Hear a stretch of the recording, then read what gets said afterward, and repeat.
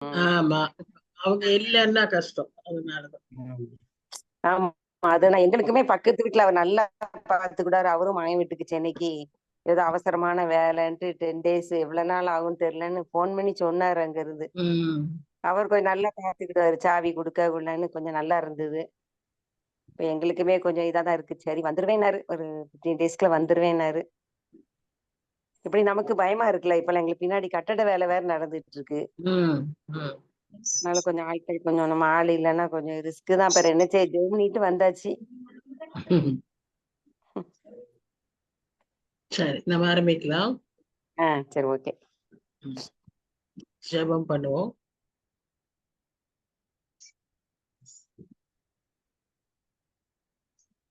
எங்களை அதிகமா நேசிக்கிறேன் நல்ல தாப்பனே, நன்றியோடு துதிக்கிறோம் சுவாமி, ஸ்தோத்திரிக்கிறோம். ஏதோ நடுவுல ஒரு வாரம் கேப்பா இருந்தா கூட நாங்க திரும்பவுமாய் ஒன்று கூடும்படியாக ஜீவன சுகத்து பலத்தை கட்டளையிட்டு தயவுக்காக நன்றி. இந்த ரோமர் நிருபத்தை நாங்க தொடர்ச்சியாய் வாசிக்க தியானிக்க எங்களுக்கு உதவி செய்யும் சுவாமி. இதுல அருமையான கிறிஸ்தவ உபதேசங்களும் கிறிஸ்தவ கோட்பாடுகளும் கிறிஸ்தவ வாழ்வியல் முறைமைகளும் இதுல கொடுக்கப்பட்டிருக்கிறதற்காக நாங்க நன்றி செலுத்துகிறோம். ஆண்டவரே, அதை சரியாய் நாங்க புரிந்து கொண்டு அதன்படி நாங்கள் அதை அபியாசிக்கிறதற்கு எங்களுக்கு நீர் உதவி செய்யும்படியாக உம்மை நோக்கி பார்க்கிறோம். இந்த நாளிலும் நாங்கள் தியானிக்க இருக்கிற காரியங்களை எங்களோடு கூட இருந்து எங்களை வழி நடத்தும். தடையின்றி நாங்கள் இதை தியானிக்கவும் வர இருக்கிற மக்கள் சீக்கிரமாய் அழைத்து வரவும் உண்மை நோக்கி நாங்கள் செபிக்கிறோம். தாழ்த்தி ஒப்பு கொடுக்கிறோம், பொறுப்பேற்றுக்கிறோம். நேசிக்கிற இயேசு கிறிஸ்து மூலமாய் வேண்டிக் கொள்கிறோம் பிதாவே, ஆமென், ஆமென். சரி, இன்னைக்கு நம்ம அன்றைய போன ஸ்டடியினுடைய தொடர்ச்சி தான். இந்த ஸ்லைட்ல தான் நம்ம நிறுத்தணும். இதுல இருந்து அப்படியே நம்ம தொடருவோம். இந்த இன்னைக்கு இதுல என்ன நம்ம பாக்குறோம்னு சொன்னா, ஆக்சுவலா இந்த ஸ்லைடை எக்ஸ்பிளைன் பண்றேன், அதுக்கப்புறம் அப்படியே தொடர்ச்சியா வசனங்களுக்குள்ளாக போகும். இந்த ஸ்லைட்ல நம்ம என்ன பாக்குறோம்னா, ரட்சிப்பை பற்றி பார்க்கிறோம். சால்வேஷன். சால்வேஷன்னா பொதுவான அர்த்தம் என்ன அப்படின்னு பாத்தீங்கன்னா, ஒரு பெரிய டிசாஸ்டர்ல இருந்து இப்பதான் உலகத்துல எல்லா பகுதிகளிலும் எல்லா விதமான டிசாஸ்டர்ஸும் ஏற்பட்டு இருக்கு. பூமி அதிர்ச்சி, இல்லைன்னா மழை, வெள்ளம், பிரிட்ஜ் கொலாப்ஸ், லேண்ட்ஸ்லைடு. இப்போ எத்தியோப்பியால 230 பேருக்கு மேல லேண்ட்ஸ்லைடு, 2 வில்லேஜஸ் உள்ள அப்படியே புதஞ்சிருச்சான். இந்த மாதிரி ஒரு பயங்கரமான ஒரு சூழ்நிலைகள். நேபாள்ல கூட ஒரு ஏர் கிராஷ். ஆமா, ஒரே சமயத்துல 18 பேர் அப்படியே போயிட்டாங்க. இப்படி திடீர்னு நேரிடுகிறது. பலவிதமான டிசாஸ்டர்ஸ் நடந்துகிட்டே இருக்கு. அதுல இருந்து மீட்கப்படுகிற, அதுல இருந்து பாதுகாக்கப்படுகிறதற்கு அது அது அது அது ஒரு அர்த்தம். அதனால அதுதான் ரட்சிப்பு அப்படின்னு சொல்ற. இந்த விதமான ஒரு டேஞ்சர் நமக்கு பாவத்தினால் உண்டாக கூடும், பாவ நிலைமையினால உண்டாக கூடும். அதுதான் 1 தீமோத்தேயு 1ஆம் அதிகாரம் 15ஆம் வசனத்திலும் 2 தீமோத்தேயு 1ஆம் அதிகாரம் 9ஆம் வசனத்துல இயேசு கிறிஸ்து பாவிகளை ரட்சிக்க இந்த உலகத்திற்கு வந்தாருங்கிற செய்தியை நாம இங்க வாசிக்கிறோம். இந்த 2 வசனங்களிலும் அதை வாசிக்கிறோம். சோ நம்முடைய ஆத்தும மீட்புக்கு இயேசு கிறிஸ்துவனுடைய தியாகம் தான் நமக்கு உதவி செய்யும் அப்படிங்கிறத இங்க நம்ம பார்க்கிறோம். Salvation involves our whole being, spirit, soul and body. ரட்சிப்புன்றது ஏதோ வெறும் சரீரத்திற்கு உண்டானதல்ல, ஆவி, ஆத்மா, சரீரம் மூன்றைக்கும் உள்ளாண்ட ஒரு காரியம். இதற்கு ஆதாரமாய் 1 தெசலோனிக்கேயர் 5ஆம் அதிகாரம் 23ஆம் வசனத்துல நம்ம வாசிக்கிறோம். இப்போ இந்த இடத்துல எனக்கு உடனே பைபிள் கிடைக்கல. நீங்க வச்சிருந்தீங்கன்னா நீங்க திறந்து பாருங்க, உங்களுக்கு அது உதவியா இருக்கும். இப்போ சோசோ அப்படிங்கிற ஒரு வார்த்தை, கிரேக்க வார்த்தை சோசோ அப்படிங்கிற வார்த்தைக்கு தான் சேவ்னு அர்த்தம். அது அர்த்தம் என்னன்னு சொன்னா, பல விதங்கள்ல அதை பற்றி நம்ம வாசிக்கிறோம் அந்த வார்த்தைய. அதாவது ஃபர்ஸ்ட் சேவ்டு, 2வது ஹீல்டு குணப்பட்ட, ரிடீம்டு மீட்கப்பட்ட, கிளென்ஸ்டு சுத்தமாக்கப்பட்ட, செட் ஃப்ரீ விடுதலையாக்கப்பட்ட, டெலிவர்டு அதுவும் விடுதலையாக்கப்பட்ட, ரெஸ்கியூடு காப்பாற்றப்பட்ட, அண்ட் மேட் ஹோல் பூரணராக்கப்பட்ட. இது எல்லாவற்றுக்கும் ஒரே வார்த்தை அந்த சோசோ.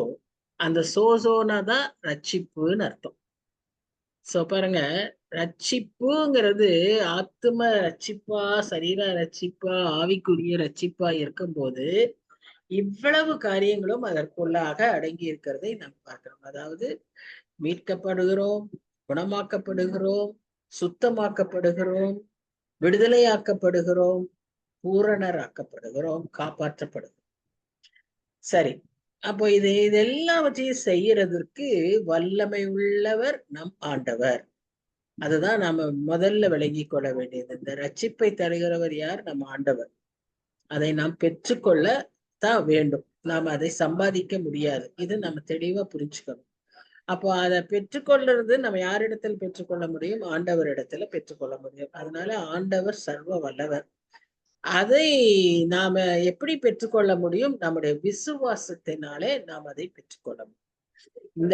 இந்த புத்தகத்துல ஒரு அருமையான ஒரு வசனம் உண்டு. அந்த வசனம் ஒரு முக்கியமான வசனம். அநேகர் வாழ்க்கையை மாற்றின வசனம் என்னது? விசுவாசத்தினால் நீதிமான் பிழைப்பான். இது ஆபகுக் தீர்க்கதரிசி சொல்லியிருக்கிறாரு. ஆனா அந்த தான் இவரும் கோட் பண்ணி இங்க பவுல் எழுதியிருக்காரு. அந்த ரோமர் நிருபத்துல இதை வாசித்து நிறைய பேர் அதை அதனால ரசிக்கப்பட்டிருக்கிறார். ஸோ விசுவாசம் is a important ingredient for salvation. Paul இரண்டு விதமான முக்கியமான ஒரு காரியத்தை நம்முடைய சுவிசேஷத்துல அவர் சொல்றாரு. ஃபவுண்டேஷனல் ஆஸ்பெக்ட்ஸ், நம்ம ரட்சிப்புக்கான அடிப்படை சத்தியங்கள் என்ன? ஒன்று காட்ஸ் பவர், இன்னொன்று மேன்ஸ் ஃபெய்த். இது ரெண்டும் இணைந்து செயல்படும் போது ரட்சிப்பு உண்டாகும் அப்படின்னு சொல்லி நாம பார்க்கிறோம். ரட்சிப்போட நீதி உண்டாகும், நீதியோட நித்திய ஜீவன் நமக்கு கிடைக்கும். சோ ரட்சிப்பின் செய்தி நமக்கு ஒரு நல்ல செய்தி மாத்திரம் அல்ல, அது ஒரு பெரிய செய்தி, கிரேட் நியூஸ். ஏன்னு சொன்னா ஒரு ஒரு மனிதனை இவ்விதமாய் ஒரு பாவ நிலைமையிலிருந்து, பாவத்திற்கான தண்டனையிலிருந்து மீட்டு கொள்ளுகிறதே ஒரு பெரிய ஒரு செய்தி அப்படின்றத நாம பார்க்கணும். மற்ற இதை குறித்து தவறான நிறைய தீர்க்க தரிசனங்கள், நிறைய போதனைகள் உண்டு. False preaching. அது என்ன சொல்லுது அப்படின்னு பாத்தீங்கன்னா, நமக்கு சுவிசேஷத்தின் வழியாக நாம பரலோகத்தை அடைவதற்கு பதிலாக அதை நம்முடைய சுய கிரியைகளினாலே நாம் அதை பெற்றுக்கொள்ள முடியும். இன்னைக்கு உலகமே அப்படித்தான் நம்பிட்டு இருக்கு. அதனாலதான் நிறைய நன்மை செய்யறாங்க, புண்ணிய செயல்களை செய்கிறாரு. எதற்குன்னு சொன்னா அவங்க நம்புறது என்ன? இப்படிப்பட்ட புண்ணியங்களினால அவர்கள் மீட்கப்படுவார்கள்னு. அந்த புண்ணியம் பல விதத்துல அவங்க செய்யறாங்க. புண்ணிய யாத்திரையா போறாங்க, புண்ணிய கொடுத்து தியாகங்கள் செய்து அவங்க அதை பெற்றுக்கொள்ளணும்னு நினைக்கிறாங்க. புண்ணிய நற்காரியங்களை செய்து, இப்படி புண்ணியம்னு சொல்லி நிறைய காரியங்களை அவங்க செய்யறாங்க. எதுக்கு? அவங்களும் பாவத்தில இருந்து விடுதலை ஆகணும்னு சொல்லி. அவங்க மாத்திரம் இல்ல, இன்னைக்கு நம்மையும் அப்படியாக இருக்கணும்னு சொல்லி நிறைய நம்முடைய கிறிஸ்தவ போதகர்களும் கூட நாம என்ன செய்யணும்னா, நாம சும்மா ரட்சிப்பை பெற்றுக்கொள்ள முடியுமா? நாம எதையாவது செய்யணும், நாம சம்பாதிக்கணும், நாம அதுக்காக இப்படி இருக்கணும் அப்படி இருக்கணும் அப்படின்னு எல்லாம் சொல்றாங்க. பட் அப்படியெல்லாம் நம்ம செய்தோமானால், அதை நம்பினோமானால், நாம் இயேசு கிறிஸ்துவின் வல்லமையை குறைக்கிறோம், வல்லமையை மட்டுப்படுத்துகிறோம். இதை நாம செய்யவே கூடாது. இது ஒரு பெரிய பாவம். அறியாமல் நம்ம அதை செய்வோமானாலும் அது பாவம். அதனால நம்ம அதை ரொம்பவே ஜாக்கிரதையா இருக்கணும். கிருபையை குறித்து, இரக்கத்தை குறித்து, இயேசு கிறிஸ்துவின் வல்லமையை குறித்து நாம் சரியான அறிவை பெற்றிருக்கிறோம். எல்லா இடத்துலயும் நம்ம பார்க்கிறோம், இயேசு கிறிஸ்துவை பற்றி அறிகிற அறிவு நமக்கு இருக்கணும். நாம என்ன நினைக்கிறோம்னா, நமக்கு இயேசு கிறிஸ்துவை பற்றிய அறிவு தான் தலைமுறையாய் நாம் பெற்றிருக்கிறோமே, இதுல நமக்கு என்ன புதுசான்னு இல்ல. இந்த மாதிரி காரியங்களில் எல்லாம் கூட நாம அவரை பற்றி சரியாய் அறிந்திருக்க அழைக்கப்படுகிறோம். இரண்டாவதாக அவங்க தவறான போதனை என்ன சொல்லி கொடுக்குறாங்கன்னா, உன் ஆத்துமா வாழ்வது போல நீ எல்லாவற்றிலும் சுகமாய் வாழுன்னு சொல்லி ஒரு வசனம் இருக்கு இல்லையா, அதை பிடிச்சுக்கிட்டு இந்த உலகத்துல நமக்கு பாடு உபத்திரவம் எல்லாம் கிடையாது, நம்ம அப்படி கஷ்டப்படணும்னு ஆண்டவர் சொல்லவே இல்லை. நம்ம நல்ல சம்பிரமா நல்ல சந்தோஷமா வாழணும், அதுதான் ஆண்டவர் விரும்புறாருன்னு சொல்லி ப்ராஸ்பெரிட்டி தியாலஜி நிறைய நம்ம நம்ம நோக்கமே வாழ்வது இந்த உலகத்துல நல்ல செல்வந்தர்களாய் செழிப்பாய் வாழ்வதுதான் நம் நோக்கம் அப்படின்னு நிச்சயமா கிடையவே கிடையாது. நம்முடைய கிறிஸ்தவ சரியான இதுதான் அறிவு. கிறிஸ்துவை பற்றிய அறிவு என்ன நமக்கு விளக்கி சொல்லுதுன்னா, பாடுகளும் உபத்திரவும் part and parcel of Christian life. ஏன்னா இயேசு கிறிஸ்து அதை அனுபவித்தார், இயேசு கிறிஸ்து அதை ஏற்றுக்கொண்டார். அது போல நம்ம ஒவ்வொருவருக்கும் பாடும் உபத்திரவமும் உண்டு. அது இல்லாத ஒரு கிறிஸ்தவ வாழ்க்கையே இல்லை. மூன்றாவதாக இந்த சுகம் அருளுகிற அற்புதங்கள், இதுவும் ஒரு தவறான போதனை. இந்த சுகம் அருள வேண்டும், அப்படி அற்புதங்கள் செய்ய வேண்டும், அற்புதங்களை செய்தாதான் அடையாளங்கள், அப்பதான் நாம ஆண்டவருடைய பிள்ளைகள் அப்படிங்கிற ஒரு தவறான ஒரு போதனை. யோவான் நீங்க பாத்தீங்கன்னா யோவான் ஸ்நானகனை குறித்து ஒரு வசனம் இருக்கும், அவன் ஒரு அற்புதமும் செய்யவில்லைன்னு. யோவான் ஸ்நானகனுக்கு இருக்கிற ஒரு சர்டிபிகேட் ஆண்டவர் சொல்லியிருப்பாரு, இவனை போல முன்னாலேயும் ஒருத்தனை பிறக்கல, பின்னாலேயும் ஒருத்தனை பிறக்கலன்னு சொல்லுவான். அப்ப அப்படிப்பட்ட சர்டிபிகேட் வாங்கி இருக்கிற யோவானு ஒரு அற்புதமும் செய்யல. அதனால நான் அற்புதமே செய்யக்கூடாதுன்னு சொல்றேன். நம்ம வாழ்க்கையில ஏகப்பட்ட அற்புதங்கள் நடக்குது, நம்மாலேயும் நிறைய பேருக்கு அற்புதங்கள் நடந்துகிட்டு இருக்கு. ஒருவேளை இந்த மாதிரி மீட்டிங் போட்டு சாட்சி சொல்ற அளவுக்கு கண்கள் திறக்கப்பட்டது, கால்கள் நடக்கப்பட்டதுங்கிற பெரிய அற்புதங்கள் நம்ம இடத்துல காணப்படலைனாலும், நம்மாலே ஒருத்தருடைய வாழ்க்கை மாறுது, ஒருத்தருடைய மனநிலைமை சீராக்கப்படுது, ஒரு தவறான முடிவுக்கு போகிறவங்களை சரிப்படுத்துது. இப்படிப்பட்ட அற்புதங்களை அதுதான் ஒரு பெரிய அற்புதம். அந்த மாதிரி அதை விட பெரிய அற்புதம் வேற ஒண்ணுமே இல்லை. அதனால எதை நீங்க அற்புதம்னு சொல்றீங்க, எதை நீங்க ஆசீர்வாதம்னு நினைக்கிறீங்கிறது ரொம்ப முக்கியம். இப்போ எனக்கு நான் ஒரு சில காரியங்களை ஆசீர்வாதம் நினைப்பேன், நீங்க ஒரு சில காரியங்களை ஆசீர்வாதம்னு நினைப்பீங்க. ஆனா ஆசீர்வாதம்ங்கிறது எது எது சரியான வேதத்தின் அடிப்படையில நாம் அதை புரிந்து கொள்ள அழைக்கப்படுகிறோம்.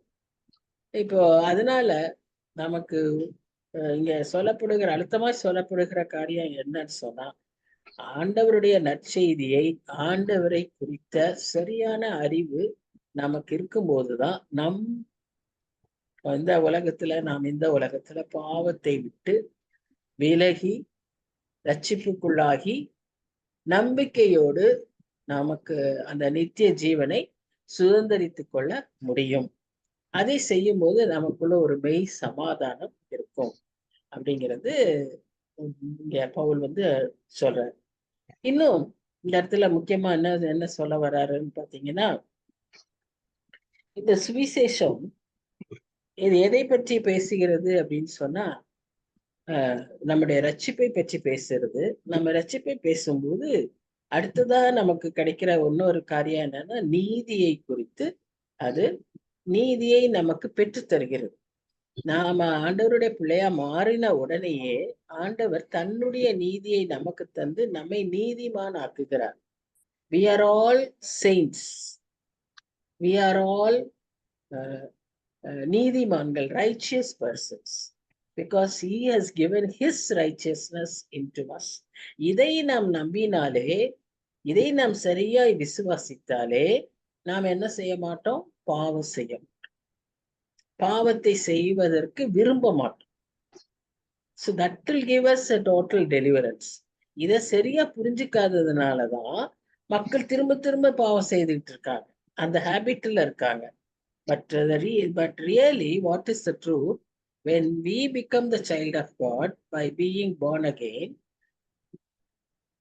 God gives us the His righteousness into us.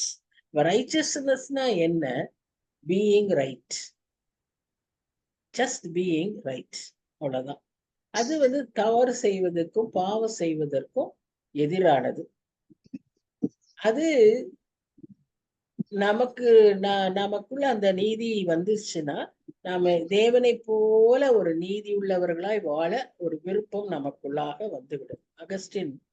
Saint Augustine அவர் பயங்கர பாவியா இருந்தாரு. ஏன்னா அவருக்கு நோன்ற பேச்சை அவர் கேட்டதில்லை. அவர் என்ன வேணும்னாலும் அவருக்கு கிடைக்கும், அவரால் அதை பெற்றுக்கொள்ள முடியும். அந்த மாதிரிதான் இருந்தாரு. ஒரு நாள் கடற்கரையில நடந்து சென்று கொண்டிருக்கும் போது ஒருத்தர் வந்து அவருக்கு அகஸ்டின்னு கூப்பிடுற சத்தம் கேட்குது. அவர் திரும்பி பார்க்கிறாரு.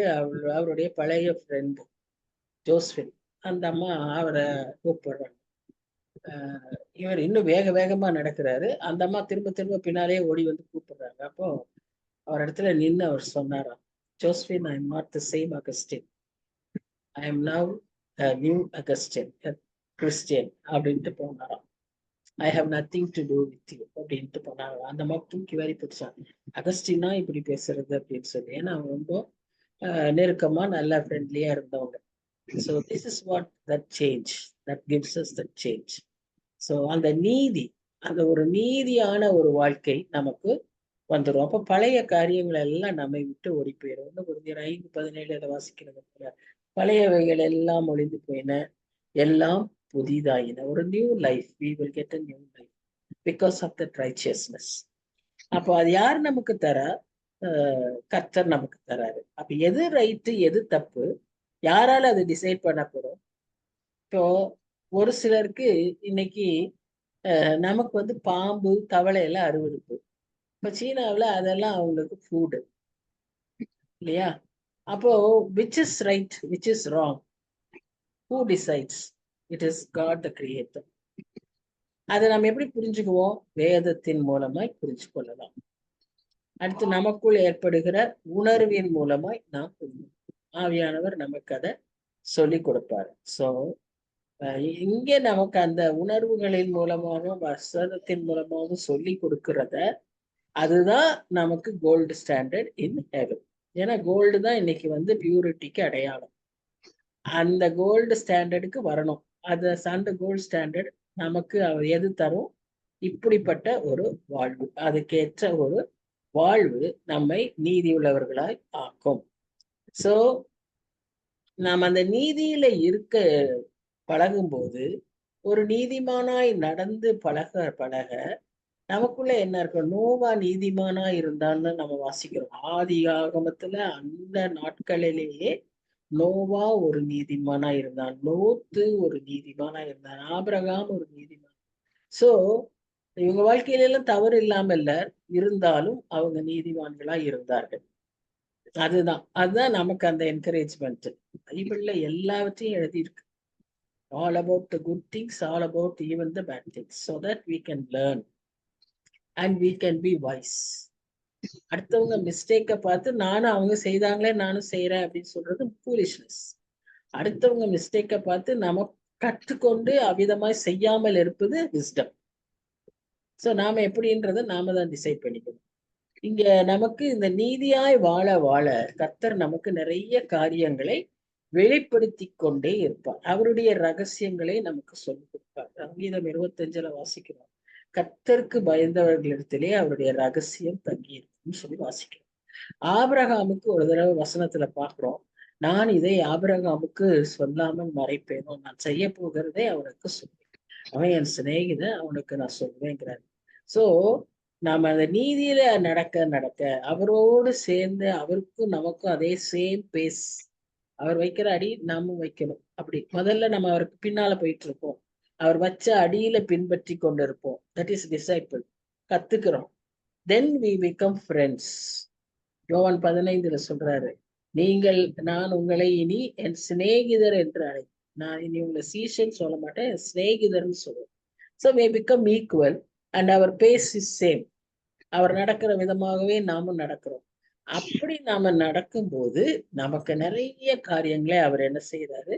வெளிப்படுத்துகிறார் என்று சொல்லி நாம பார்க்கிறோம். நாம அதை தேடி எல்லாம் போக வேண்டாம்.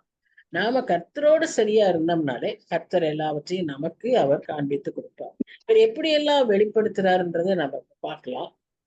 இப்ப அதுக்குள்ள 17ஆம் வசனம் வந்துருச்சு. 17ஆம் வசனத்துல என்ன பார்க்கிறோம்? விசுவாசத்தினாலே நீதிமான் பிழைப்பான் என்று எழுதியிருக்கிறபடி விசுவாசத்தினால் உண்டாகும் தேவ நீதி விசுவாசத்திற்கென்று அந்த சுவிசேஷத்தினால் வெளிப்படுத்தப்படுகிறது. இந்த வெளிப்பாடை தான் நம்ம இப்ப பார்க்க போறோம். அது என்னன்னு சொல்லி பாத்தீங்கன்னா, பை த வே அதுக்கு முன்னால கொஞ்சம் ஒரு சின்ன எக்ஸ்பிளனேஷன். இந்த நீதி, ரைச்சியஸ்னஸ் அப்படிங்கிறதுக்கு ஒரு வார்த்தை, என்ன வார்த்தைன்னா டைக்காயோ, டைக்காயோ, டிக்காயோ, டைக்காயோ அப்படிங்கிறது. அப்படின்னா என்ன? ஒரு பாவியை தேவன் நீதிமான் ஆக்கினாரானால் அதற்கான காரணத்தை கர்த்தர் கொடுக்கணும்னு அவசியமே கிடையாது. கர்த்தர் ஒரு பாவியை நீதிமான் ஆக்கிட்டாருன்னா அவர் எப்படி நீதிமான் ஆக்க முடியும்? ஏன் அவர் நீதிமான் ஆக்குறார் அப்படின்னு எல்லாம் நாம என்ன செய்ய முடியாது, கேட்கவே முடியாது. யோனா இதத்தான் முயற்சித்தார். யோனா நினிவே போய் அந்த நினிவே நகரத்துக்கு அவர் வரக்கூடிய சாபத்தை, தண்டனையை சொன்ன உடனே ராஜாவிலிருந்து ஆட்டுக்குட்டி வரைக்கும் எல்லாரும் உபவாசம் இருந்து தங்க நிலைமையை அறிக்கை செய்து பாவ மன்னிப்பை பெற்ற போது கர்த்தர் அவர்களை மன்னித்தார். வலது கைக்கு இடது கைக்கு தெரியாத இந்த ஜனங்களை நானு எப்படி விட்டுருவேன் அப்படின்னு சொல்லி அவர் பரிதபிக்கிறதாக நம்ம வாசிக்கிறோம். அப்போ யோனா தான் கேட்கிறாரு. அப்பதான் அவர் சொல்றாரு, நீ ஒரு சின்ன செடிக்கு இவ்வளவு இம்பார்ட்டன்ஸ் கொடுக்குறியே, நான் இப்படி இந்த மாதிரி ஜனங்களை நான் இது பண்ண மாட்டேனா அப்படிங்கிறாரு. அடுத்து யோபு கிட்ட அவர் சொல்வாரு, நான் நினைக்கிறேன், நான் இதை செய்யணும்னு யோசிக்கிறேன், நீ எப்படி அதை என்ன கேட்கலாம்? நீ எனக்கு இருந்தியா? நான் அதை படிச்சப்பெல்லாம் நீ இருந்தியா? நான் வானத்துல வழிகளை உண்டு பண்ண நீ இருந்தியா? உனக்கு ஒன்றுமே தெரியாது, நீ எப்படி என்னை இப்ப கேள்வி கேட்கலான்றாரு. அது மாதிரி கர்த்தருடைய ஞானத்தை நாம யாருமே புரிஞ்சுக்க முடியாது. அதுக்காக தான் அவர் சொல்றாரு, என் நினைவுகள் வேற, உன் நினைவுகள் வேற. நம்ம நினைவுகளும் அதுவும் மேட்ச் ஆகிறதுக்கு வழியே இல்லை. நம்ம வேற மாதிரிதான் சிந்திப்போம். நம்ம அவரோட கூட சேர்ந்து நடக்க பழகினப்பதான் நமக்கு அவருடைய நினைவுகளும் மேட்ச் ஆகும். அது வரைக்கும் வித்தியாசமா தான் இருக்கும். சோ அதனால அவரு ஒரு பாவியை ரட்சிக்க நினைச்சிட்டாரு. இப்ப சகேயுவை நினைச்சாரு. சகேயு வீட்டுக்கு போனோன்னு மக்கள் எல்லாம் என்ன சொன்னாங்க?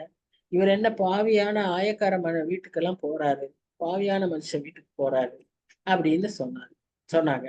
ஆனா அவர் போன நோக்கம் என்ன? இதுவும் ஆபிரகாமின் வீடா இருக்கிறது, இந்த வீட்டையும் நாம ரட்சிக்கணும், இந்த வீட்டுக்கு ரட்சிப்பு வந்தது. See, so if God decides, he will make anybody righteous. And அது டிசைட்ஸ்ன்னு சொல்லும் போது he is never partial. Whoever seeks him. சகையுட்ட நாம அவர் தேடி போனார் பாருங்க. அவர் இயேசு கிறிஸ்து யாருன்னு அவருக்குள்ள ஒரு தேடுதல் இருந்துச்சு. ஏன்னு சொன்னா தன் வாழ்க்கையினுடைய வெறுமையை அவர் நன்கு உணர்ந்திருந்தார். அவருக்கு எல்லாரும் இருந்துச்சு. He had everything because all amassed by always, all means.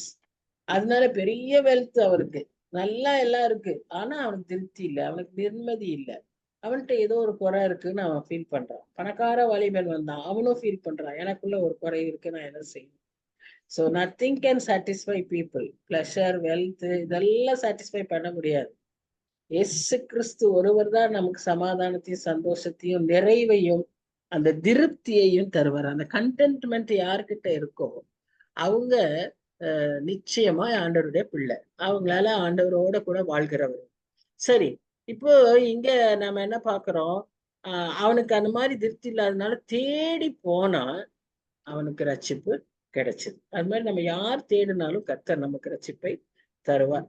So இங்க யாரா இருந்தாலும் கர்த்தர் என்ன செய்ய முடியும்? நம்மை நல்லவர்களாய், அவருடைய பிள்ளைகளாய் மாற்ற முடியும். நம்ம ஒரு பெரிய பாவி அப்படின்னு நம்ம சொல்ல முடியாது. அந்த வசனம் நான் கொடுத்தனே, அந்த வசனத்துல பாக்குறோம். அந்த 1 தீமோத்தேயு 1ஆம் அதிகாரத்துல அங்க சொல்லுவார், பாவிகளை ரட்சிக்க இயேசு கிறிஸ்து வந்தார். அதுல கடைசியா என்ன முடியும்னா, பாவிகளில் பிரதான பாவி நானுன்னு அப்போஸ்தலர் பவுல் சொல்லுவார். நிச்சயமா நம்ம எல்லாருமே அப்படித்தான் இல்லையா? நம்ம யாரும் பரிசுத்தவான்கள் கிடையாது. ஆனா நம்மை அவர் பரிசுத்தவான்களாய் கருதுகிறார். We are so precious in his sight. இதுதான் நமக்கு இருக்கிற ஒரு பெரிய ப்ரிவிலேஜ். நம்முடைய ஆண்டவருடைய அன்பு, அன்கண்டிஷனல் லவ், அன்கண்டிஷனல் ஃபர்கிவ்னஸ், அதைத்தான் நம்ம இங்க பார்க்கிறோம். சோ இந்த நீதியை அவர் நமக்கு தரும்போது அங்க நம்ம பார்க்கிறோம் பாருங்க, விசுவாசிக்கிறவர் நீதிமான் பிழைப்பான், விசுவாசத்தினால் நீதிமான் பிழைப்பான். சோ அந்த வசனம் இங்க போட்டிருக்கு பாருங்க, 2:4, ஆபகுக்கு 2:4. Behold, as for the proud one, his soul is not right within him. So நாம அவரோடு கூட சரியா நடக்கணும்னா அவருடைய கீழ்ப்படிதல், அவருடைய தயாளம், அவருடைய அன்பு, காருண்யம், அவருடைய தாழ்மை, அது தாழ்மை மிக மிக அவசியம். இதைதான் கற்றுக்கொள்ளுங்கள் அவர் சொல்றாரு. மனத்தாழ்மையையும் சாந்தத்தையும் கற்றுக்கொள்ளுங்கள், என்னிடத்தில் வந்து கற்றுக்கொள்ளுங்கள். அவர் எல்லா இடத்துல டிஸ்பிளே பண்ணது அதுதான், இஸ் ஹியூமிலிட்டி. சோ அதை நாம பெற்றுக்கொள்ளணும். அப்போ but the righteous will live by his faith. அப்ப நாம பிழைப்போம், விசுவாசத்தினால் பிழைப்போம். சரி, அப்போ இங்க அந்த தீர்க்கதரிசி சொல்லும் போது அந்த ப்ரௌட் பர்சனை பத்தி சொல்றாரு. Proud person does not have a right heart. அவருக்கு ஒரு நீதியான ஒரு இருதயம் இருக்க முடியாது. பெருமையானவனை கர்த்தர் எதிர்த்து நிற்கிறார். சோ நாம பெருமையானவர்களாய் இருந்தோமானால் நமக்கும் கர்த்தருக்கும் எந்த சம்பந்தமும் கிடையாது. அடுத்து இந்த பெருமையானவர்கள் என்ன நினைச்சுக்குவாங்கன்னா, எப்படி நெருப்பு கோழி தன் தலையை உள்ள வச்சுக்கணும். சோ நினைச்சுக்குமா தான் ரொம்ப பாதுகாப்பா இருக்காரு, அதோடைய அவ்வளோ பெரிய பாடி வெளியே தெரியும், அதோடைய இத்தினூண்டு தலையை கொண்டு போய் மண்ணுக்குள்ள போச்சுக்கும். And it will think it is safe. So அது மாதிரி தான் செல்ஃப் டிசெப்ஷன். இந்த பெருமை என்ன செய்யும்னா நம்மை குறித்தே தவறான ஒரு பிம்பத்தை உருவாக்கி கொள்ளும். அப்போ நாம எல்லாம் சரி, நாம நல்லா இருக்கோம் அப்படி இப்படின்னு நம்மையே நாம நினைச்சுக்கிறோம். ஆனா நீதிமான் என்னவா இருப்பான், அவன் விசுவாசத்துல தான் அவன் இருப்பான். அப்படி அவனுடைய விசுவாசத்துல இருக்கும்போது அவன் அந்த விசுவாசத்தை மாத்திரம்தான் நம்பி அவன் ஆண்டவர்கிட்ட வருவான், ரட்சிப்புக்காக வருவான். இரண்டாவதாக அந்த விசுவாசத்தினாலே அவன் நீதிமான ஆக்கப்பட்டு நித்திய ஜீவனையும் அவன் பெற்றுக்கொள்ளான். இப்ப 2 பேர் ஜெபிக்க போனாங்க இல்லையா, பரிசேயனும் ஆயக்காரனும். நம்ம பாக்குறோம், ஆயக்காரன் பாவி, பரிசேயனும் பாவிதான். பரிசேயன் உலகத்துல அந்த சமுதாயத்துல அவன் எப்படி இருக்கான், பெரிய நீதிமானாட்டா இருக்கான். ஏன், அவர் மார்க்கெட்ல நின்று ஜெபிப்பான், அவன் வெந்தயத்துல இருந்து அவன் வந்து தசம் வாங்க கொடுப்பான், வாரத்துல 2 நாள் உபவாசிப்பான், ஆலயத்திலேயே இருப்பான். அப்ப அவன் நீதிமானா இல்லையா? அவன் தான் நீதிமான்னு சொல்லுவாங்க மக்கள். அவனும் தன்னை அப்படிதான் நினைச்சுக்கிறான். ஆனா அங்க போய் ஆலயத்துல ஜெபிக்கும் போது அப்பவே நமக்கு தெரிஞ்சிருது யாரு நீதிமானு, யாரு எப்படி என்ன நிலைமை 2 பேரும் இருக்காங்கன்னு. இவன் நிச்சயம் பாவி. நமக்கு எல்லாருக்குமே தெரியும் ஆயக்காரனை, ஏன்னா தவறா பணம் வாங்கி அவன் எல்லாரையும் ஏமாத்திட்டான். ஆனா இந்த பரிசேயனும் பாவிங்கிறது அவருடைய ஜெபத்திலேயே நம்ம கண்டுபிடிச்சிடுறோம். இது கூட ஒரு நன்றியோ ஒரு தாழ்மையோ கிடையாது. நான் இதை செய்யறேன், அதை செய்யறேன் பெரிய லிஸ்ட், அதுல கம்பாரிசன், இந்த மாதிரி எல்லாம் நான் இல்லை, அந்த மாதிரி எல்லாம் நான் இல்லைன்னு சொல்லி கடைசியில வெளியே வரும்போது அந்த ஆயக்காரர் ஏறெடுத்த ஜெபத்துக்கு தான் பதில் வந்துச்சு. ஆயக்காரர் என்ன ஏறெடுத்தாரு, தலையை கூட மேல தூக்க முடியாதபடி humbled himself, unworthy I am-ன்றத சொல்லி அவர் என்ன சொன்ன, பாவியாகி என் மேல் கிருபையாயிரும். இந்த ஒரே ஜெபம் தான், சச் a short prayer. பரிசேயன் அவ்வளோ நீண்டு ஜெபம் பண்ணான். வெளியே வரும்போது அவன் நீதிமானா வரல, இந்த சின்ன ஜெபம் செய்த ஆயக்காரன் நீதிமானாய் வந்தான். இது வந்து நம்ம கற்றுக்கொள்ள வேண்டியது, நாம் சின்ன ஜெபம் செய்யணும்ன்றது இல்ல, நாம் தாழ்மை உள்ளவர்களாய் இருக்கணும், உண்மை உள்ளவர்களாய் இருக்கணும், கர்த்தரை சார்ந்து விசுவாசத்தோடு அவரை நெருங்கணும். இதுதான் அவர் எதிர்பார்க்கிற காரியம். 18ஆம் வசனத்துல சத்தியத்தை, இன்னொரு குரூப் ஆஃப் பீப்புளை பத்தி இங்க பேசுறாரு பாருங்க.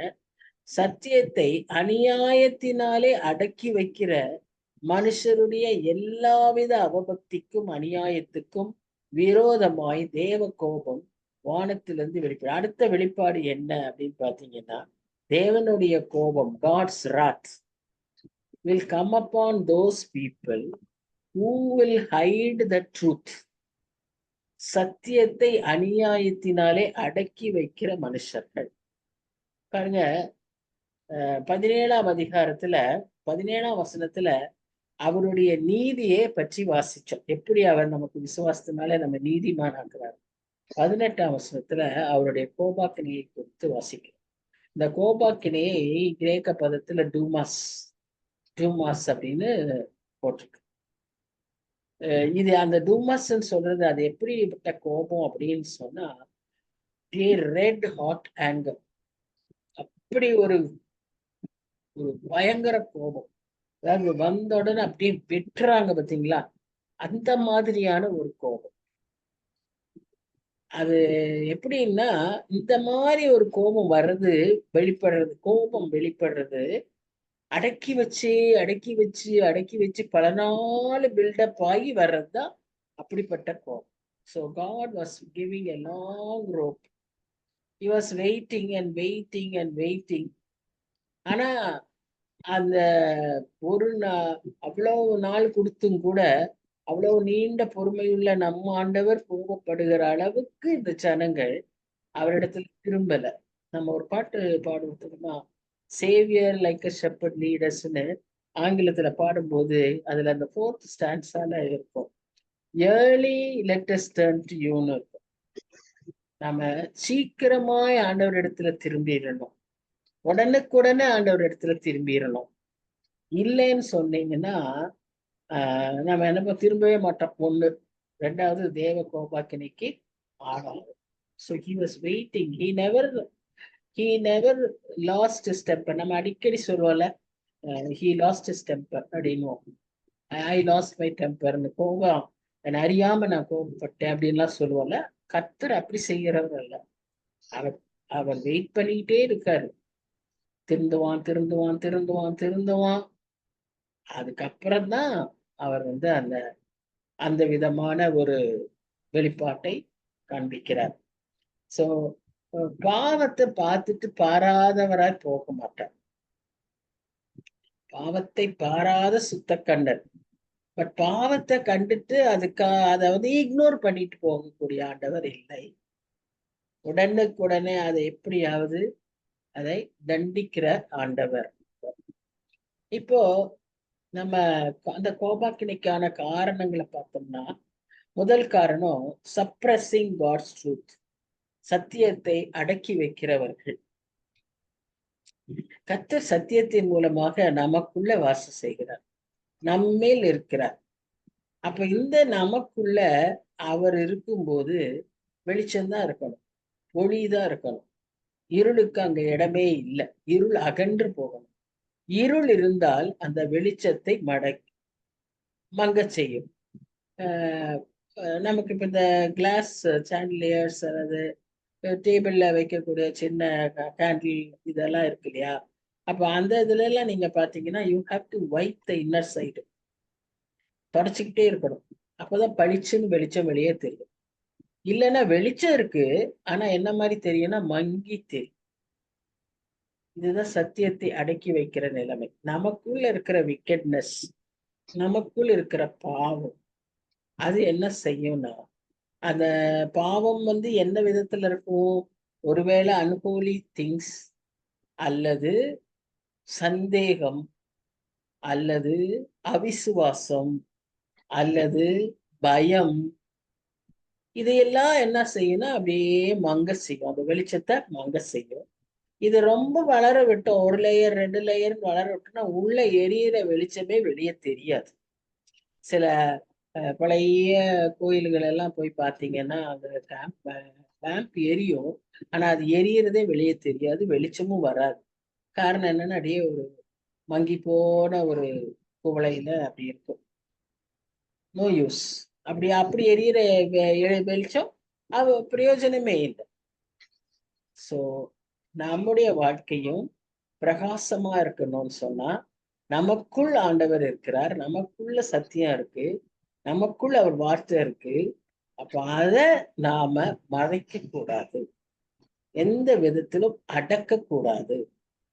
நம்முடைய சுபாவங்கள் ஒன்று, நம்முடைய தவறான இவ்விதமான காரியங்கள், பாவங்கள், அல்லது இவ்விதமான அவிசுவாசம் அல்லது அநீதி நம்மிடத்தில் காணப்படுகிற இவைகள் எல்லாம் அதை மறைத்து விடக்கூடும். 19 பார்க்கும்போது, தேவனை குறித்து அறியப்படுவது அவர்களுக்குள்ளே வெளிப்பட்டிருக்கிறது. அடுத்த வெளிப்பாடு என்ன? இப்ப 3 வெளிப்பாடு பார்த்தோம், 17, 18, 19. இங்கே என்ன சொல்லப்பட்டிருக்கு? அவரை குறித்து அறியப்படுவது அவர்களுக்குள்ளே வெளிப்படும். யார் அதை வெளிப்படுத்தினா? தேவனே அதை அவர்களுக்கு வெளிப்படுத்தி இருக்கு. அவர் யாருன்னு சொல்லி அவரை பற்றி நமக்கு வெளிப்படுத்தி இருக்கிறது, அவரே வெளிப்படுத்தி இருக்கிறார் என்பதை நாம் பார்க்கிறோம். இப்போ இந்த வெளிப்பாடுகளை குறித்து நம்ம பார்க்கும்போது சில சமயம் பொதுவான வெளிப்பாடுகள் இருக்கும். கர்த்தர் யார், ரட்சிப்பின் திட்டம் என்ன, இதெல்லாம் ஒரு மாதிரி பொதுவானதா இருக்கும். சிலது வந்து ஸ்பெசிபிக்கா இருக்கும், நமக்குன்னு பர்சனலா இருக்கும். இயேசு கிறிஸ்து உலகத்திற்கு வந்தார், பாவிகளை ரட்சிக்கவே உலகத்திற்கு. இது பொதுவான வெளிப்பாடு. இயேசு கிறிஸ்து என் பாவத்தை மன்னித்தார், அது ஸ்பெசிபிக் ரெவலேஷன். சோ அவர் ஒரு சுப்ரீம் பீயிங் அப்படின்னு இருக்கும். ஆனா நம்முடைய வாழ்க்கையில அவர் எப்படி இருக்கிறார்? என் பையனை ஒரு தடவை ஸ்டாண்டிப் சொன்னேன், அவர் ஒரு பெரிய ஸ்பீக்கர் இல்லையா, அவர் வந்து அந்த கேம்ப்ல என் பையன் 9th ஸ்டாண்டர்ட் படிக்கிறான், மூத்தவன். அவன்கிட்ட கேட்கிறாரு, who is Jesus to you? உடனே அவன் சொல்றான், இஸ் மை ப்ரொடெக்டர். அப்புறம் இன்னும் சொல்லு, he gives everything to me. அவன் முதுகுல ஒரு தட்டு தட்டி, he is my savior, my lord அப்படின்னு சொல்லணும். that should be your experience அப்படின்னு ஃபர்ஸ்ட் டே சொன்னார். அந்த கேம்ப் முடிகிற கடைசி நாட்கள்ல அவன் ஆண்டவருக்கு தன்னை ஒப்பு கொடுத்தான். he accepted God as Jesus as his savior. அப்பதான் அவனுக்கு விளங்குச்சு what is calling Jesus as a savior. so அந்த பர்சனல் எக்ஸ்பீரியன்ஸ் நமக்கு வேணும். so man is to respond to his creator. இந்த ரெவலேஷன் எதுக்குன்னு சொன்னா, நாம் அவரோடு கூட ஒப்புரவாக, நாம் அவரில் உறவு கொள்ள, அவருக்கு ரெஸ்பான்ஸ். அந்த ரெஸ்பான்ஸ்ங்கிறது என்னன்னா, உணர்வு பூர்வமான ஒரு ரெஸ்பான்ஸ். இப்ப நாம நிறைய விதத்துல ரெஸ்பாண்ட் பண்றோம்ல, கண்கள்ல ரெஸ்பாண்ட் பண்றோம், சிரிப்புல ரெஸ்பாண்ட் பண்றோம், கையாட்டி ரெஸ்பாண்ட் பண்றோம். வெளியே மற்றவங்களுக்கெல்லாம் தெரியாம நம்ம ரெஸ்பாண்ட் பண்ண முடியும். இங்க இருதயத்துல உணர்வு பூர்வமாய் கர்த்தருக்கு ரெஸ்பாண்ட் பண்றோம். அவருடைய வார்த்தையை வாசிக்க வாசிக்க you will respond. God will speak to you and you will respond. அந்த விதமான revelations God will give us. சரி, அடுத்த இது வந்து அதான், through his invisible qualities. God might reveal himself through his invisible qualities. என்னது அது? அவருடைய பவரை நம்ம பார்க்க முடியுமா? புயல்ல பார்க்கிறோம், புயல் அடிக்குது, அது கர்த்தருடைய செயல் தானே. அதுல நம்ம அவருடைய பவரை நம்ம அதுலதான் அப்படிதான் நம்ம பார்க்கவே முடியும். ஆனா அது இப்படி இந்த உருவத்துல இருக்கும், இந்த விதமா இருக்கும்லாம் நம்மளால சொல்ல முடியாது. அதே மாதிரி his divine nature. But his creation is a visible revelation. பூக்கள், இலைகள், அதனுடைய யூனிக்னஸ், பறவைகள், அதனுடைய கால்ஸ், அதனுடைய கலர்ஸ் எல்லாமே it speaks about our creator. என்ன அழகா பியூட்டிஃபுல்லா, எவ்வளவு அற்புதமா இந்த உலகத்தை அவர் படைச்சிருக்கிறார் இல்லையா?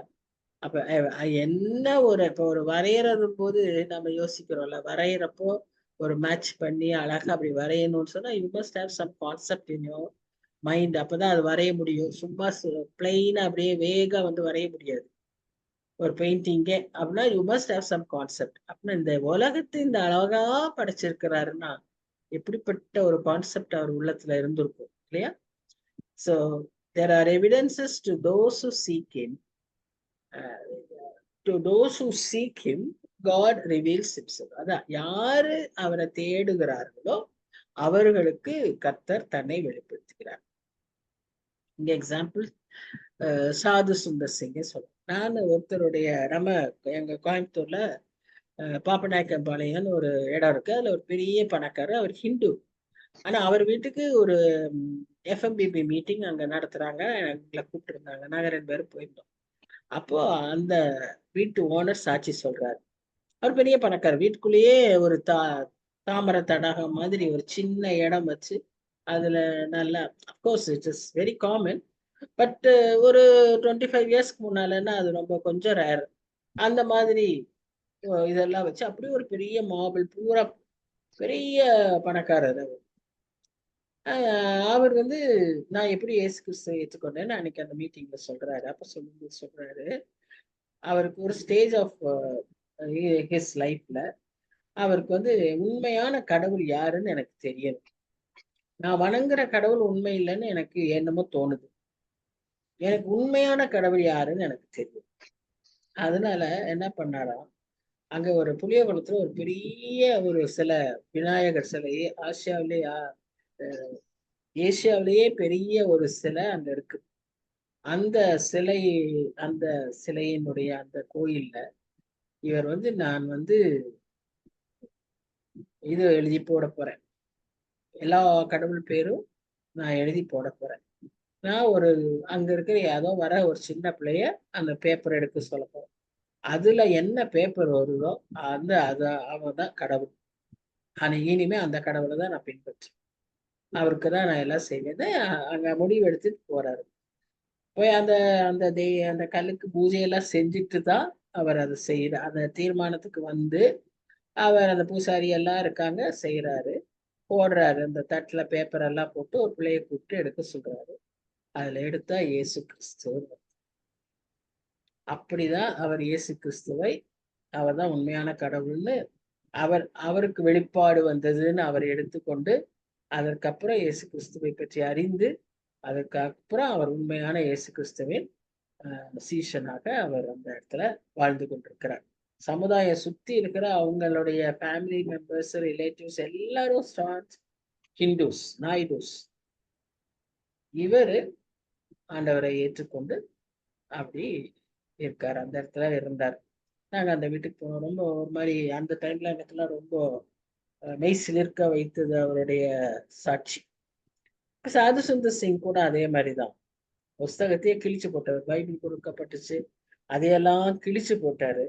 ஆனா மன நிம்மதி இல்லை அவருக்கு. ஒரு நாள் ராத்திரியில, இன்னைக்கு எனக்கு 4 மணிக்குள்ள யார் உண்மையான கடவுள்னு எனக்கு தெரியலன்னா, என்னை நீங்க காட்டலன்னா, நான் போய் இன்னைக்கு இருக்கிற அந்த ரயில்வே லைன்ல என் தலையை கொடுத்து நான் செத்துருவேன். So will be that stress. நமக்கு இப்ப புரியல, ஆனா அந்த அளவுக்கு ஒரு மைண்ட்ல ஒரு பாரம் வரும். அந்த அவரும் அப்படிதான் சொன்னார். என்னால ரெஸ்ட்லெஸ் ஆயிட்டேன், என்னால ஒண்ணுமே செய்ய முடியல, எனக்கு அது பதில் வேணும். சாது சுந்தருக்கு அதே நிலைமை, அதே அவர் சொன்ன டைம். அது பாருங்க, கர்த்தர் நம்ம குறிக்கிறதுக்கு அவர் உண்மையா நமக்கு வராரு. சாது சுந்தர் சிங்கும் 4 மணிக்கு சொன்னாரு. அதே 4 மணிக்கு கர்த்தர் அவருடைய ரூம்ல தரிசனமாகி அவருடைய காயப்பட்ட கரங்களை காண்பித்து, அவர் தான் நான் தான் மெய்யான கடவுள்னு சொன்ன உடனே அவருக்கு ஏன்னா வேற எந்த விதத்திலும் அவர் சத்தியத்தை வாசிச்சதும் இல்லை, சத்தியத்தை அவர் கேட்டவும் இல்லை. ஏன்னா அவருக்கு அவங்களை எல்லாரையும் எதிர்க்கிற பவுல் சவுலா இருந்தப்ப எப்படி எதிர்த்தாரோ அந்த மாதிரி அவர் வைராக்கியம் உள்ளவராயிருந்தார். அப்படியே மனம் மாறி வைராக்கியமுள்ள கிறிஸ்தவனாக, ப்ளீடிங் ஃபீட் உள்ள சாது சுந்தர் சிங்னு சொல்லுவாங்க. ஏன்னா அந்த பனியில கால்ல ரத்தம் வருமா, ரத்தம் வர வர நடந்து போய் கிராமங்கள்ல சுவிசேஷத்தை சொன்னவர், அதற்காக குழியில போடப்பட்டவர், எரும மாட்டு தோல்ல வச்சு தச்சு போட்டு விட்டாங்க. அது அப்படியே விரியுமா அந்த தோல், அப்புறம் அப்படியே அமுத்துமா. ஆனா கர்த்தர் அவரை காப்பாற்றினார்.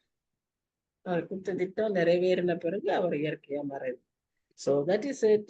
That is about சாது சுந்தர் சிங். ஸோ நம்ம எல்லாருக்குமே கர்த்தர் வெளிப்பாடுகளை வைத்திருக்கிறார். வெளிப்பாட்டுக்காக நாம செபிக்கணும், வெளிப்பாட்டை தேடணும், நாடணும். எனக்கும் சொல்லுங்க சுவாமி, எனக்கு கற்றுத்தாங்க, எனக்கும் இந்த வெளிப்பாடுகள் எனக்கு தேவை, எனக்கு இந்த வசனம் விளங்கணும், எனக்கு இந்த காரியம் விளங்கணும். கேட்க அத அடுத்ததா எல்லாவற்றுக்கும் ஒரு நேரத்தை ஆண்டவர் வச்சிருக்கிறார். பிரசங்கி 3ஆம் அதிகாரம் 11ஆம் வசனம், எக்லிசியாஸ்டஸ் 3:11, அதனதன் காலத்துல எல்லாவற்றையும் நேர்த்தியா செய்கிறவன்னு சொல்லி போட்டிருக்கு. அதுல கடைசியா ஒண்ணு சொல்லியிருக்கு, நம்முடைய இருதயத்துல ஆண்டவர் இந்த நித்தியத்தை வைத்திருக்கிறார். அதனாலதான் நம்மால அந்த நித்தியத்தை விளங்கி கொள்ள முடியும். மற்றவங்களால நம்ம நித்தியத்தை பற்றி பேசணும்னா அவங்களுக்கு அது சரியா அண்டர்ஸ்டாண்ட் பண்ண முடியாது. ஒரு நித்திய வாழ்வு, ஒரு நித்திய நரகம், நித்திய ஆக்கினை, இதெல்லாம் நம்ம கிறிஸ்தவங்க வாழ்க்கையில அது நித்தியங்கிறது அப்படியே இணைஞ்சு இருக்கும். எதனால நம்ம அதை தான் பேசுவோம். ஆனா அவங்களுக்கு மற்றவங்களுக்கு விளங்காது. ஏன்னா இது மனுஷனுடைய இருதயத்திலேயே அவர் வைச்சிருக்காரு இந்த நித்தியத்தை பற்றி.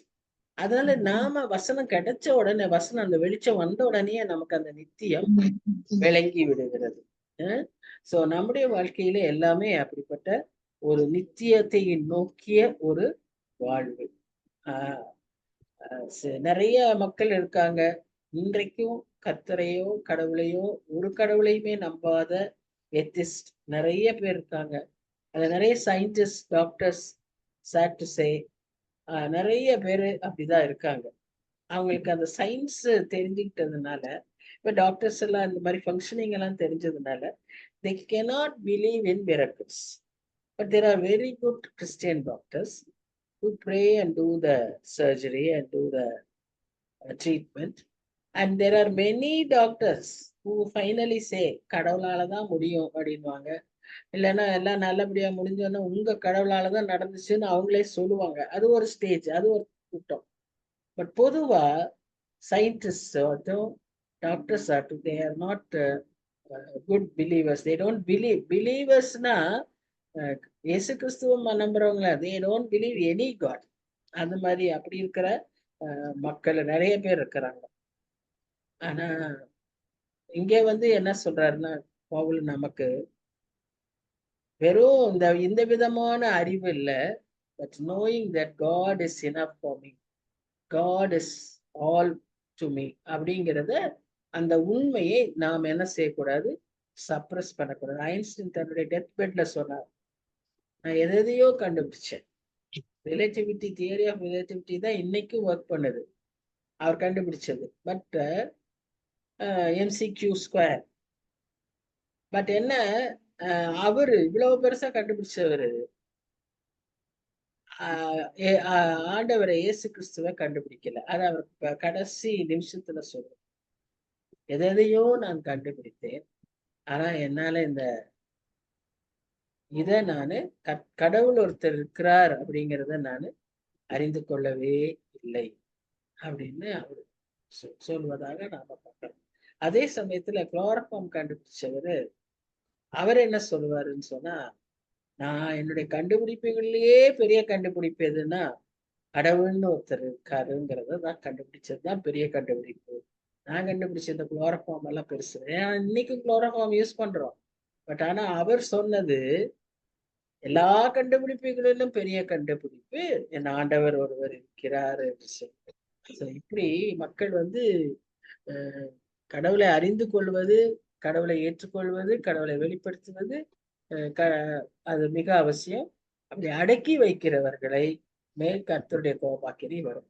இரண்டாவதாக, கடவுளுடைய வெளிப்பாட்டை அலட்சியப்படுத்துவது. இப்ப 19ஆம் வசனத்துல பாத்தீங்கன்னா, அவங்களுக்கு அறிந்திருக்கிறாங்க, தேவனை அறிந்திருக்கிறாங்க, ஆனா அறியாதவர்களை போல நடக்கிறாங்க. இதே அதிகாரத்துல வரும், பின்னால கூட வரும், 2 வசனங்கள்ல வரும். அவங்க எப்படி இருப்பாங்கன்னா வீணராய் இருப்பார்கள். அறிந்திருக்கிறாங்க, they know about God, they know who is God, but they refuse to declare, refuse to proclaim. அப்படி இருக்கிறவங்கள கர்த்தர் again he will pour his wrath upon those people. அவங்களுக்கு ஜட்ஜ்மெண்ட் கட்டாயம் உண்டு. சோ நம்ம நல்லா புரிஞ்சுக்க வேண்டியது என்னன்னு சொன்னா, நம்ம கர்த்தரை யார் என்று, அவர் பிறப்பு, அவர் பெற்றோரு, அவர் என்ன செய்தாரு, அவர் எப்படி மரிச்சாரு, எப்படி எழுந்தாரு, எல்லாமே தெரிஞ்சிருந்தாலும்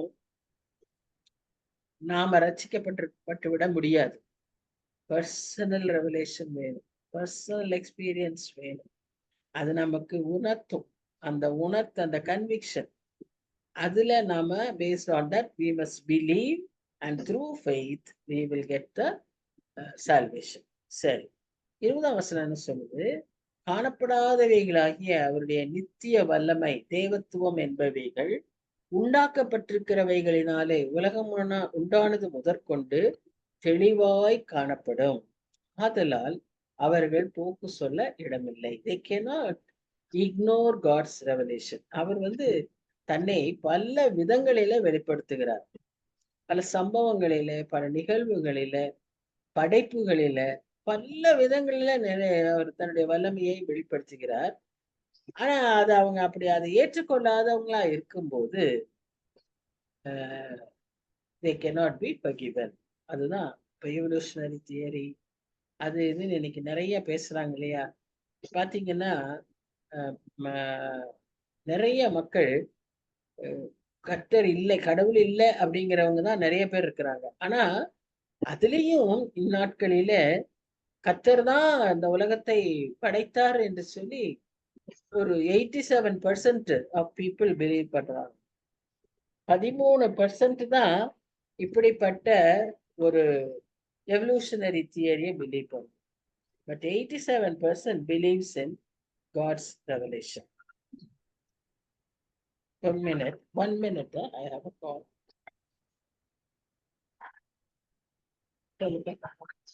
இன்னொரு 5 minutes கழிச்சு போட்டு, just 5 minutes கழிச்சு போட்டு முடிச்சு. அவர்கள் தேவனை அறிந்தும் அவரை தேவன் என்று மகிமைப்படுத்தாமலும் ஸ்தோத்திரியாமலும் இருந்து, பாத்தீங்களா, இவங்கதான், இந்த மக்கள் தான் இக்னோரிங் காட்ஸ் ரெவலேஷன். தேவனை அறிந்து ஃபர்ஸ்ட், அவரை தேவன் என்று மகிமைப்படுத்தாமல், ஸ்தோத்திரியாமல், தங்கள் சிந்தனைகளினாலே வீணரானார்கள். உணர்வில்லாத அவர்களுடைய இருதயம் இருள் அடைந்தது. Darkness. There is darkness in them. There is no light in them. எப்படி அது? தேவனை அறிஞ்சிருக்காங்க, ஆனா அவருக்கு கொடுக்க வேண்டிய மகிமை இல்லை, அவருக்காக நன்றி செலுத்துகிற இருதயம் இல்லை, செல்ஃப் டிசெப்ஷன், ப்ரௌட். அதனால என்ன ஆயிடுச்சு? வீணரான சிந்தனை உள்ளவர்களாய் இருந்தார்கள் என்று சொல்லி பார்க்க. So forwarding God's glory. இன்னைக்கு இது அடுத்தது.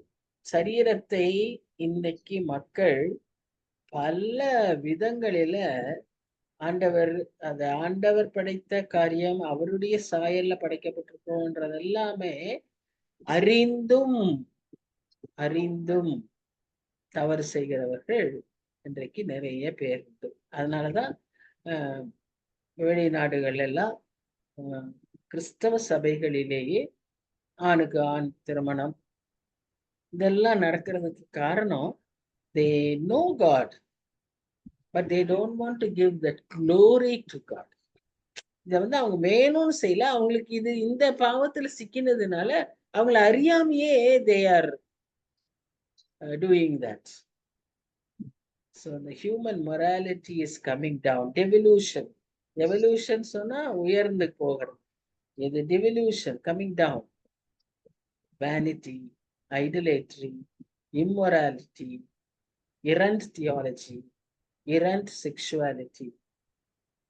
இதை குறித்தெல்லாம் பவுல் பல அவருடைய கடிதங்கள்லையும் எழுதியிருக்கிறாரு. இங்க ரோம சமுதாயத்துக்கும் அது ரொம்ப அழுத்தமா சொல்றது. ஏன்னா அவங்க, நான் சொன்னேன்ல, பீக்ல இருக்காங்க, கிளைமேக்ஸ் ஆஃப் சிவிலைசேஷன். அந்த நிலைமையில இருக்கும்போது நிச்சயமா செழிப்பு எங்க இருக்கோ, செல்வம் எங்க அதிகமா இருக்கோ, பாவம் அங்கே அதிகமா இருக்கும். அதனால செழிப்பு இருக்கக்கூடாது, செல்வம் இருக்கக்கூடாதுன்னா நான் சொல்லவே இல்லை. If you believe in God and only trust in God, He will tell you how to use your resources. இல்லைன்னா இந்த விதமான பாவங்களுக்குள்ளாகத்தான் நாம் போய் சிக்கிக் கொள்வோம். சரி, அடுத்த வாரம் இந்த 22ஆம் வசனத்துல இருந்து நம்ம தொடருவோம். I have an important call.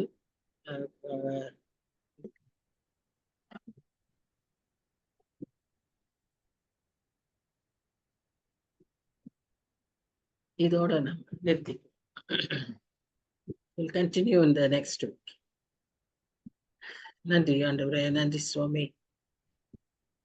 எவ்வளோ தூரம் எங்களுடைய இருதயமும் எங்களுடைய நிலைமையையும் குறித்து நாங்கள் எச்சரிக்கப்படுகிறோம் என்பதை பார்க்கிறோம் சுவாமி. ஒருபோது நாங்களே எங்களை ஏமாற்றிக் கொள்ளாதபடி, மாயையான ஒரு வாழ்க்கையில வாழ்ந்து விடாதபடி, வீணரான சிந்தை கொண்டவர்களாய் இருந்து விடாதபடி சுவாமி, உணர்வற்றவர்களாய் இருந்து விடாதபடி, ஆண்டவரே ஜாக்கிரதை உள்ளவர்களாய், விழிப்புள்ளவர்களாய், எச்சரிக்கையாய் நடக்க கிருபத்தாரம்.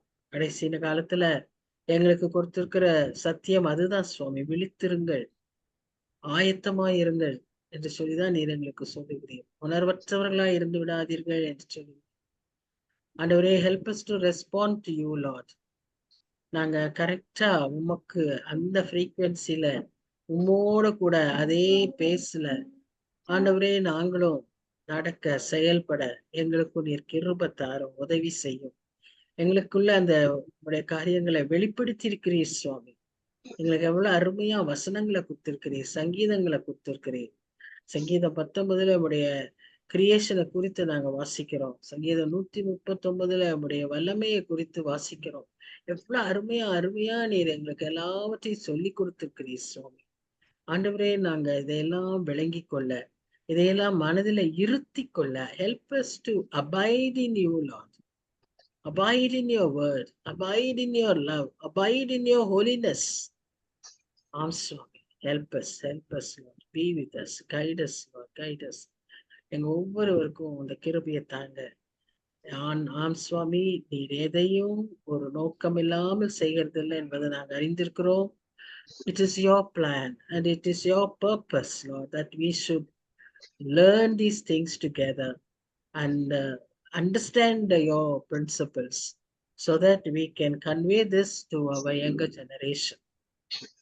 Yes, Lord, we may not be in needing this instruction, but it is given to us only to convey this to our younger generation and to other members of our society and church. Lord, help us. நாங்க பிரயோஜனம் உள்ளவர்களாக இவ்விதமாய் உடைய காரியங்களை நாங்க சரியாய் அறிவுறுத்துகிறவர்களாய் இருக்கிறோம்.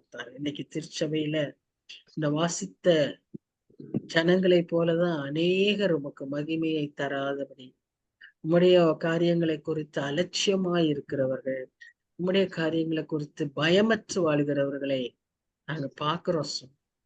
உதவி செய்யுங்க. அவர்களை எல்லாம் நாங்க ஆண்டவரே, ஒருவேளை நாங்க வார்த்தையில சொல்லணுமா, எப்படி எச்சரிக்கணுமா, எப்படி அவங்களுக்கு நாங்க நடந்து காட்டணும்னு நீர் எங்களுக்கு சொல்லித்தாரோம். ஒரு நோக்கம் இருக்கு. நாங்க எதை செய்யலனாலும் அவங்களையெல்லாம் குறித்து பேர் குறித்து ஜெபிக்க எங்களுக்கு உதவி செய்யும். இந்தந்த சீட்ல இந்தந்த இருக்கிற இந்த மக்கள், எனக்கு எங்க சர்ச்ல ஒருத்தரை தெரியும், அவர் இறந்துட்டாரு. ஆனா அவருடைய ஃபியூனரல்ல எல்லாரும் சொன்னது, ஒவ்வொரு பெஞ்சா உட்கார்ந்து அந்த பெஞ்ச்ல உட்கார்ந்து இருக்கிறவங்களுக்கு எல்லாருக்கும் அவர் ஜெபிப்பார். யாரும் இல்லாத சமயத்துல கோயிலுக்குள்ள வந்து அந்த பெஞ்சஸ்ல உட்கார்ற மக்களுக்காக அவர் ஜெபிப்பார், ரட்சிப்புக்காக ஜெபிப்பார். That was his burden. சுவாமி, எங்களுக்கு கூட அப்படிப்பட்ட ஒரு பாரமுள்ள கர்சனையுள்ள இருதயத்தை எங்களுக்கு தாரும். Let our heart be not deceived by our own self-deception. Help us, Lord, help us. இந்த குடும்பங்களை ஆசீர்வதிங்க. உங்களுக்கு கடந்த வாரத்துல இருந்த எல்லா காரியங்களிலும் கூட இருந்து நீர் வழி நடத்தி இன்று எல்லாரையும் கூட்டி வந்திருக்கீங்க. அதுக்காக நாங்க நன்றி செலுத்துகிறோம். ஒவ்வொருவரையும் பேராய் ஆசீர்வதியும் சுவாமி. அவங்க தேவைகளை சந்தியும். நீர் அவர்களோடு இருந்து அவங்களை வழி நடத்தி காத்துக்கொள்ளும் தகப்பனே. அடுத்த வாரம் தந்திக்கு வரை உடைய இன்ப பிரசன்னம் எங்களோடு இருக்கட்டும். நேசிக்கிற இயேசு கிறிஸ்து மூலமா வேண்டிக் கொள்கிறோம் பிதா. ஆமென், ஆமென். Thank you, sister. Thank Good you. night. Thank Good you. night. Thank you, sir. Good night.